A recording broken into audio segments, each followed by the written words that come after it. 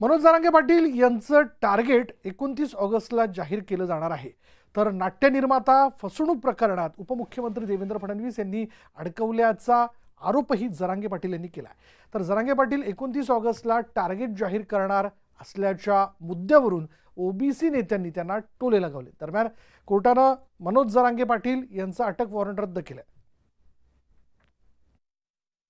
आम्ही खूप दबा धरला, कारण दबा धरल्याशिवाय शिकार नाही करता येत। आम्ही पण खूप तयारीला लागलो आणि तिथे बघतायत, असं नाही की त्यांना माहिती मिळत नाही, त्यांनाही माहिती मिळते। आम्ही प्रचंड तयारी सुरुवात केली। आम्ही सुद्धा वेळेवरती हाल नको व्हायला लोकसभेसारखं नाहीत उमेदवार किंवा आहेत, त्यामुळे आम्ही खूप ताकदीनं कामाला लागलो। फक्त एवढंच राहिले की समाजाला विचारणं गरजेचं आहे, ती 29 ऑगस्टला विचारून पाहिजे। जरांगे पाटलाच्या या आंदोलनाला मराठवाड्यामधल्या सर्व खासदारांनी लेखी त्यांच्या लेटर हेडवरती पाठिंबा दिलेला आहे। आणि मग पाठिंबा दिलेला असताना जरांगे पाटील मग या सगळ्या खासदारांना पराभूत करणार आहेत का?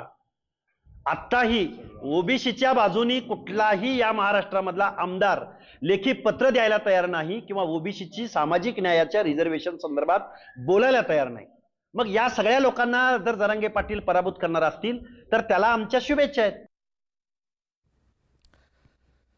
अहमदनगर लोकसभा मतदारसंघातून पराभूत झालेल्या सुजय विखेंना आता आमदारकीचे वेध लागले। तर राहुरी आणि संगमनेर विधान